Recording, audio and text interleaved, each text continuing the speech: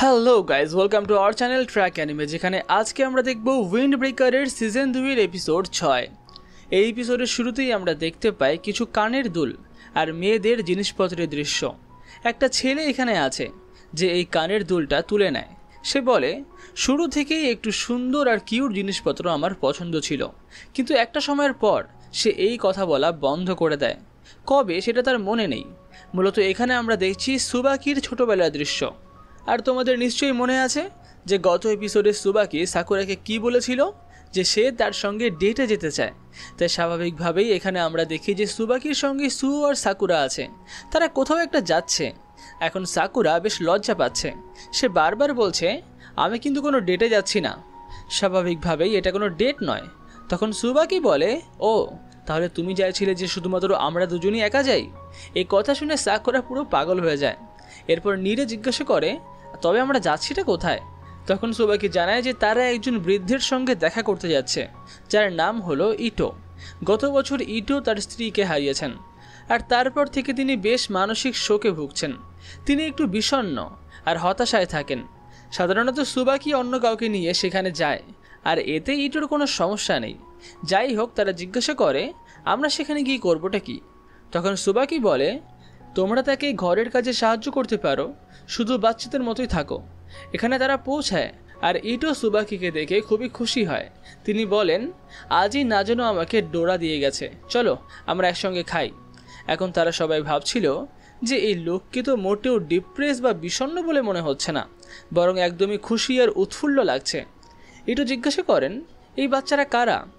এদের তো আগে কখনো দেখিনি। সুবাকি বলে, এরা আমার স্কুলের ফার্স্ট ইয়ারের ছাত্র। এখানে ইটো নীরের চুলের প্রশংসা করে, আর সুওর কানের দুলের প্রশংসা করেন, আর সাকুরার চোখেরও প্রশংসা করেন। তিনি বলেন, এই চোখ দেখে আমার সেই সমুদ্র তীরের কথা মনে পড়ে গেল, যেখানে আমি আমার স্ত্রীর সঙ্গে গিয়েছিলাম। তো বন্ধুরা, ভিডিওটি আর এগোনোর আগে আমি আপনাদেরকে 1xBet নামে একটা বিশ্বস্ত বুকমেকার অ্যাপ সম্পর্কে বলতে চাই। পিএসজি এবং সিরিয়া এই অ্যাপটির স্পন্সর। বর্তমানে তো আইপিএল চলছে, যেখানে 1xBet-এর মাধ্যমে আপনি আপনার প্রিয় দলকে সমর্থন করতে পারেন। আপনি এখানে সমস্ত লাইভ ম্যাচের স্কোর দেখতে পারবেন, লাইভ ম্যাচ দেখতে পারবেন, এমনকি স্কোরের ভবিষ্যৎবাণী করে বাজিও ধরতে পারবেন, যেমন কোন দল জিতবে, কত রান করবে বা কে সর্বোচ্চ রান করবে, সবই সম্ভব। এছাড়াও এই অ্যাপটিতে রয়েছে নানান ধরনের গেমস। আপনি পছন্দ মতো গেম বেছে নিতে পারেন, এবং আমার দেওয়া লিঙ্ক ব্যবহার করে রেজিস্ট্রেশন করলে প্রথম ডিপোজিটে আপনি পেতে পারেন 12,000 টাকা পর্যন্ত বোনাস। আর সবথেকে গুরুত্বপূর্ণ বিষয় হলো, বিকাশ নগদ রকেটের মাধ্যমে আপনি আপনার জয়ী টাকা সহজেই তুলতে পারবেন। তাহলে আর দেরি কেন? পিন কমেন্টে দেওয়া লিঙ্কে ক্লিক করুন আর এখনই রেজিস্ট্রেশন করুন, আর এই আইপিএল মৌসুমে বিশাল বিশাল ক্যাশ প্রাইজ জিতে নিন। তবে হ্যাঁ, এটি আর্থিকভাবে ঝুঁকিপূর্ণ হতে পারে, তাই নিজের দায়িত্বে খেলবেন। তাহলে চলুন ফিরে আসা যাক মূল গল্পে। এই গল্পটা সুবাকির খুবই ভালো লাগে। এটা বেশ রোমান্টিক একটা গল্প, কারণ সূর্য ডোবা পর্যন্ত ইটো আর তার স্ত্রী সমুদ্র তীরেই ছিলেন, আর বাড়ি ফেরার সময় তাদের গায়ে বালি লেগে গিয়েছিল। এরপর তারা বাড়ির ভেতরে যায়। বাড়ির আলো জ্বলছে না, জিনিসপত্র এলোমেলো হয়ে পড়ে আছে, তাই তারা ইটোর সাহায্য করতে শুরু করে। সাকুরার কাছে কোনো কাজ ছিল না, তাই ইটো তাকে কিছু ধরতে দেয় আর বলে, আমি চা বানাচ্ছি আর তুমি ওই ঘরে যাও। আর সাকুরাও সেই ঘরে যায়। ঘরটা ধুলোয় ভরা, যেখানে প্রচুর পোশাক, জুতো এসব ভর্তি। সে ভাবে, ভাই এত পোশাক যে সে সারা বছরে নতুন পোশাক পরলেও শেষ হবে না। আর এই সময় ইটো আসেন আর বলেন, ওহ আমি তোমাকে ভুল ঘর দেখিয়েছি, এই ঘরটা নয়, তুমি ওই ঘরে যাও। সাকুরা বলে, এই ঘরে এত ধুলো কেন? এটা দেখে তো বোঝাই যাচ্ছে যে এই পোশাকগুলো এখানে আর কেউ পরে না। এদিকে সুবাকি ইটোকে বলে, আপনি তো আবার ডেটে যেতে পারেন। আমার মনে আছে আগে আপনি কত সুন্দর করে সেজে উঠতেন, চলুন আমরা কোনো ক্যাফে বা থিয়েটারে যাই। এখানে আমরা জানতে পারি যে ইটোর স্ত্রী খুবই স্টাইলিশ ছিলেন, ফ্যাশনেবল ছিলেন, পোশাক পরতে ভালোবাসতেন, তাই তিনি নতুন নতুন পোশাক পরতেন। আর এই কারণে ইটোও নতুন পোশাক পরতেন, যাতে তিনি তার স্ত্রীর নজর পান। আর একবার তো ইটো একটা ফুলের নকশা করা ওয়ান পিস ড্রেস তার স্ত্রীকে দিয়েছিলেন, যেটা শুনতে খুবই অদ্ভুত লাগলেও তার স্ত্রী সেটা অনেক দিন পরেছিলেন। সুবাকি বলে, হ্যাঁ নিশ্চয়ই তার বেশ ভালো লেগেছিল। ইটো বলেন, হ্যাঁ হয়তো তার ড্রেসটা ভালোই লেগেছিল। আমরা যতদিন একসঙ্গে ছিলাম খুবই খুশি ছিলাম, একে অপরকে খুবই ভালোবাসতাম। এরপর অবশেষে তাদের যাওয়ার সময় হয়। ইটো এই সময় সাকুরাকে ধন্যবাদ জানায়, কারণ সাকুরার চোখ দেখে তার নিজের স্ত্রীর কথা মনে পড়ে গেছে। তিনি খুবই আনন্দ পেয়েছেন। তিনি বলেন, তোমাকে অনেক ধন্যবাদ। এরপর তারা বাড়ির পথে রওনা দেয়। পথে তারা আলোচনা করে যে ইটো তো মোটেই বিষণ্ণ লাগছিল না, বরং খুবই উৎসাহী আর খুশি বলেই মনে হচ্ছিল। সুবাকি বলে, হ্যাঁ, গত বছরের তুলনায় তিনি অনেক ভালো আছেন, তবে আমার মনে হয় মাঝে মাঝে তিনি কষ্ট পান, কিন্তু সরাসরি জিজ্ঞাসা করলে তিনি বলবেন না। আমি শুধুমাত্র তার পুরনো উৎসাহটা ফিরিয়ে আনতে চাই। সুও জিজ্ঞাসা করে, তুমি এতটা উৎসাহী আর এতটা জড়িত কেন তার সঙ্গে? তখন সুবাকি বলে, কারণ তিনিই সেই দুজন মানুষের একজন যারা আমাকে সারা জীবনের ভালোবাসা দিয়েছেন আর আমাকে আমার মতো করে গ্রহণ করেছেন।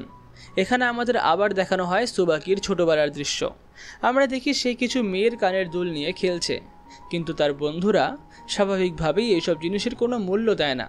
সুবাকি অবশ্যই ভেতরে ভেতরে অর্ধেকটা মেয়ে, তার মেয়ে হয়ে ওঠার শখ আছে, কিন্তু এই কথা সে তার বন্ধুদের কাছে বলতে পারে না।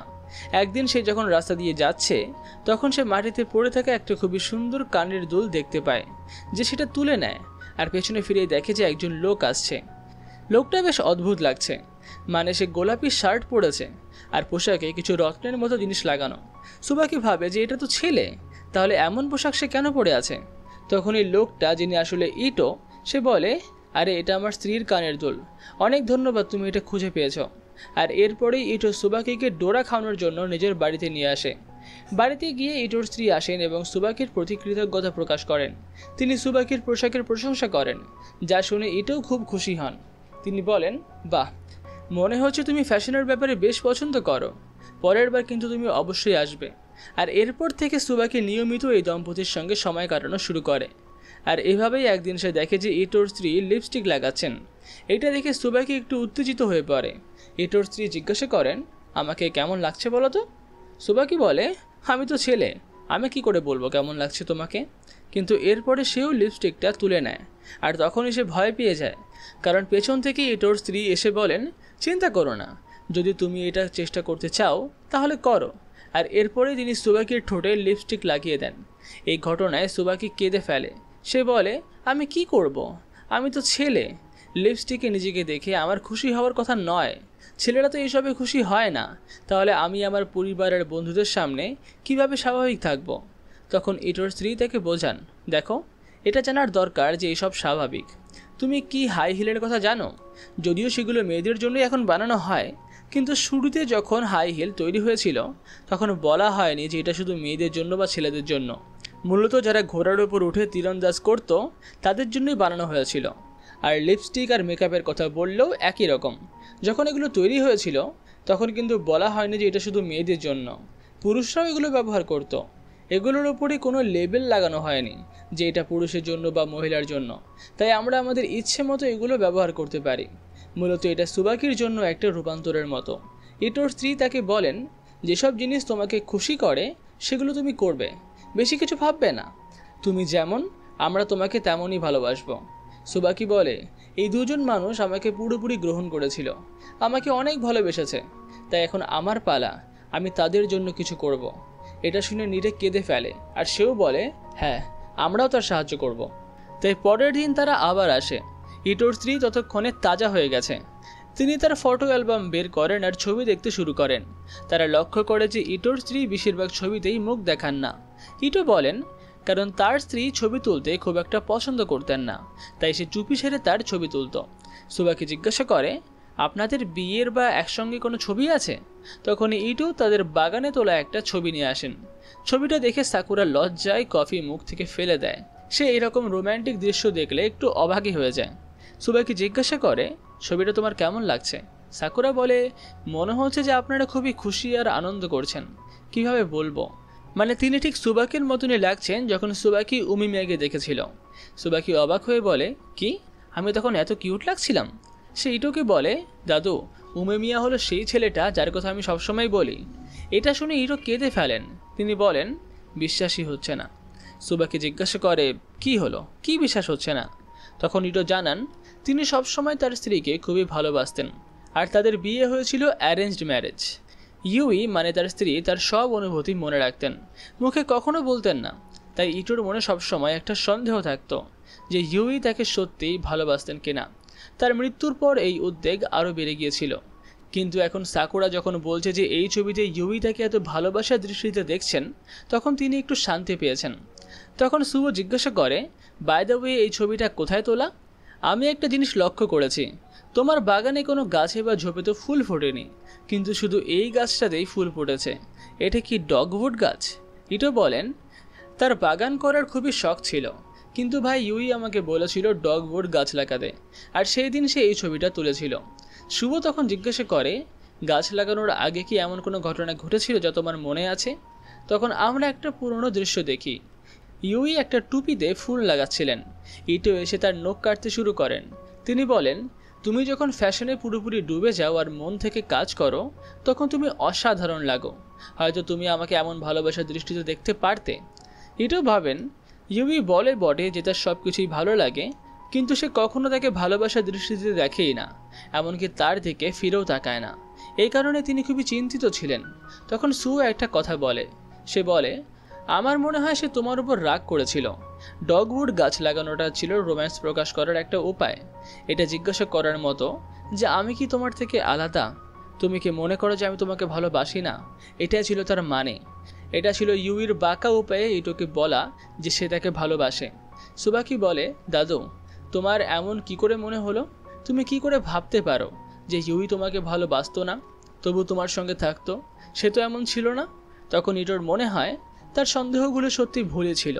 ইউই হয়তো তাকে সবসময় ভালোবাসত। নীরে এই সময় সাকুরাকে জিজ্ঞাসা করে, তোমার কি মনে হয় সাকুরা?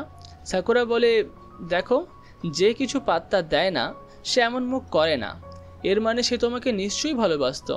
ইটো বলেন, হ্যাঁ, আমার মনে হয় তোমরা ঠিকই বলছো। আমি সবসময় তার খুবই কাছাকাছি ছিলাম। কি বোকা ছিলাম আমি। মনে হয় আমি চিরকাল ভুল ভেবেই এসেছি। আর এখানে শেষ হয় আজকের এপিসোড। পুরো ভিডিওটি ভালো লেগে থাকলে ভিডিওটিকে লাইক, কমেন্ট, শেয়ার করতে তো একদম ভুলবেন না। আর পরবর্তী দেখার জন্য চ্যানেলটিকে সাবস্ক্রাইব অবশ্যই করে রাখবেন। তাহলে দেখা হচ্ছে অন্য কোনো ভিডিওতে।